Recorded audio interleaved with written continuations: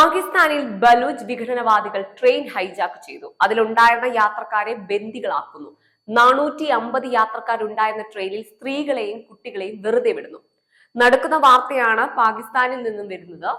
യാത്രക്കാരിൽ സൈനികർ ധാരാളം യാത്ര ചെയ്തിരുന്നു. അവരെ കൊലപ്പെടുത്തുകയും ചെയ്തിട്ടുണ്ട്. കൂടുതൽ വിശദമാക്കാം. I am Swathi. Welcome back to talk space.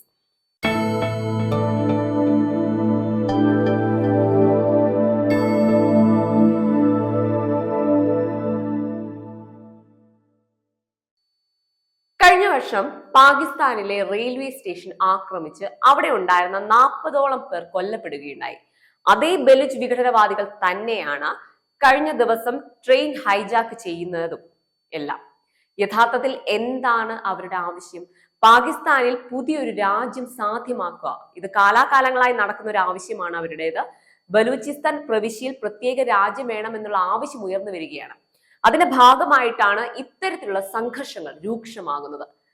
പെഷ്വാറിലേക്ക് പോവുകയായിരുന്ന ജാഫർ എക്സ്പ്രസ് ട്രെയിനാണ് ബലൂജികൾ ഹൈജാക്ക് ചെയ്തത്. ഏകദേശം 500 മുകളിൽ യാത്രക്കാർ സഞ്ചരിച്ചിരുന്നു എന്നാണ് പാകിസ്ഥാൻ ആർമിയുടെ ഒരു റിപ്പോർട്ട് വരുന്നത്. കാരണം ടിക്കറ്റ് എടുത്തും റിസർവ് ചെയ്തും യാത്ര ചെയ്തവർ 480 ആണെങ്കിലും ബാക്കിയുള്ളവർ ടിക്കറ്റ് എടുക്കാതെ യാത്ര ചെയ്തവരാണ്. ഇതാണ് റിപ്പോർട്ടുകൾ വ്യക്തമാക്കുന്നത്.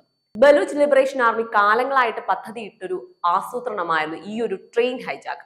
അതിനുവേണ്ടി അവർ വളരെ പ്ലാൻ ചെയ്താണ് കാര്യങ്ങൾ മുന്നോട്ട് പോയത്. Majeed squad, special tactical squad, Fateh squad, ഈ 3 സ്ക്വാഡുകളും സംയുക്തമായാണ് ഈ ട്രെയിൻ ഹൈജാക്ക് പദ്ധതിയിട്ടത്. പാകിസ്ഥാൻ ആർമി ഇതിൽ ഇടപെട്ടാൽ വലിയ പ്രത്യാഘാതങ്ങൾ നേരിടേണ്ടി വരുമെന്ന് ബലൂച്ച് ലിബറേഷൻ ആർമി ഓർമ്മപ്പെടുത്തുന്നുണ്ട്. അതായത് ബാക്കിയുള്ള യാത്രക്കാരെ ഇല്ലാതാക്കുമെന്നാണ് ബലൂച്ച് വിഘടനവാദികൾ പറയുന്നത്. ബലൂജികൾ ഒരിക്കലും പാകിസ്ഥാൻ ദേശീയതയുടെ മുന്നോട്ട് പോകുന്നവരല്ല. അവർക്ക് വേണ്ടത് സ്വാതന്ത്ര്യമാണ്. പാകിസ്ഥാനിൽ നിന്നും വിട്ടുമാറിയുള്ള സ്വാതന്ത്ര്യം. അവർ ഉന്നയിക്കുന്ന ഒന്നുണ്ട്: ഞങ്ങൾ സാംസ്കാരികപരമായും ചരിത്രപരമായും നിലകൊള്ളാൻ പശ്ചാത്തലമുള്ള ജനതയാണ്. അവർ സാമ്പത്തികമായും സാമൂഹികമായും രാഷ്ട്രീയമായും പാകിസ്ഥാനിൽ പരിഗണിക്കപ്പെടുന്നില്ല, പകരം അവഗണിക്കപ്പെടുകയാണ് ചെയ്യുന്നത്. അതിനാൽ ഞങ്ങൾക്ക് നീതി ലഭിക്കണം, പാകിസ്ഥാൻ വിഭജിക്കണം. ഇതാണ് അവരുടെ ആവശ്യം. അവരുടെ ആവശ്യം നിർവഹിക്കപ്പെടുന്നത് വരെ അവർ സംഘർഷങ്ങൾ സൃഷ്ടിച്ചുകൊണ്ടേയിരിക്കും. ഒരുപക്ഷെ ഈ ഒരു ട്രെയിൻ ഹൈജാക്ക് സർക്കാർ ഇടപെട്ട് പരിഹാരം ഉണ്ടായാൽ തന്നെ അവരുടെ ആവശ്യം നിറവേറ്റുന്നത് വരെ അവർ ഇതുപോലെ പല രീതിയിൽ സംഘർഷങ്ങൾ നടത്തിക്കൊണ്ടേയിരിക്കും. ബലൂജികൾ വളരെ ക്രൂരമുഖമുള്ളവർ കൂടിയാണ്. ഒന്നാമത്തെ കാര്യം നമുക്കറിയാം, പാകിസ്ഥാൻ എന്ന രാജ്യം തന്നെ ഒരുപാട് വർഷങ്ങൾ പുറകോട്ടാണ്. അവരുടെ ചിന്താഗതികളാണെങ്കിട്ടെ എല്ലാം ആകട്ടെ. അതിന്റെ കൂടെ ഈ ബലൂജികൾ പാകിസ്ഥാനുമായി വളരെ അകന്നു നിൽക്കുന്ന ഒന്നാണ്. അവരുടെ ചിന്തകളും എല്ലാം വളരെ കാലം പിൻപോട്ട് തന്നെയാണ്. അതായത് ഒരു കാടൻ ചിന്തകളും രീതികളും എന്ന് വേണമെങ്കിൽ പറയാം. ബലൂച്ച് ലിബറേഷൻ ആർമി യാതൊരു ദയയും കാണിക്കാത്തവരാണ്. അവരാണിപ്പോ ട്രെയിൻ പിടിച്ചു വെച്ചിരിക്കുന്നത്.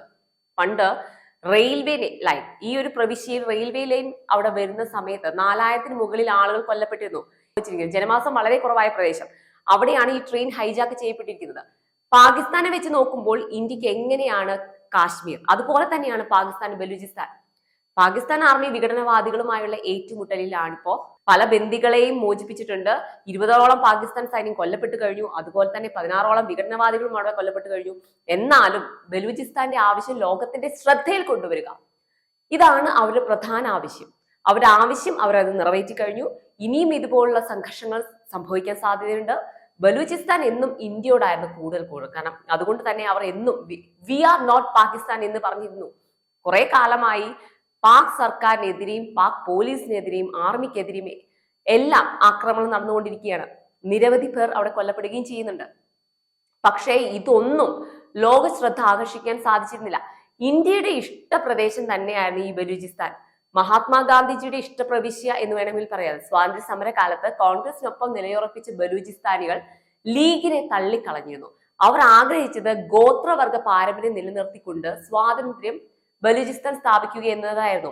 എന്നാൽ മുഹമ്മദ് അലി ജിന്ന അതിന് സമ്മതിച്ചിരുന്നില്ല. പാകിസ്ഥാനൊപ്പം ചേർന്നുകൊണ്ട് സ്വതന്ത്ര രാജ്യമാക്കാനായിരുന്നു ബ്രിട്ടീഷുകാരും ആഗ്രഹിച്ചിരുന്നത്.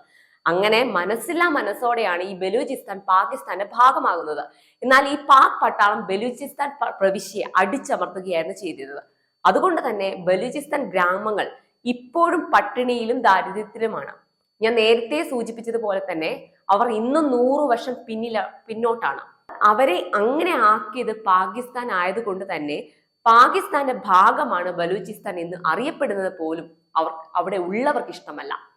അതുകൊണ്ടാണ് ഇപ്പോൾ അവർക്ക് പുതിയൊരു രാജ്യം ഉണ്ടാകണമെന്ന് ആവശ്യപ്പെടുന്നത്. പാക് സേന അവരെ ഭീകരവാദികളായാണ് മുദ്ര കുത്തിയിരിക്കുന്നത്. യഥാർത്ഥത്തിൽ അവർ ഭീകരവാദികളല്ല, പോരാളികളാണ്. അവരെ ഇങ്ങനെ ആക്കിയത് പാക് പട്ടാളവും അവിടുത്തെ അധികാരികളുമാണ്. അവർക്ക് അവരുടെ സ്വാതന്ത്ര്യം ലഭിക്കുന്നത് വരെ അവർ പോരാടുക തന്നെ ചെയ്യും.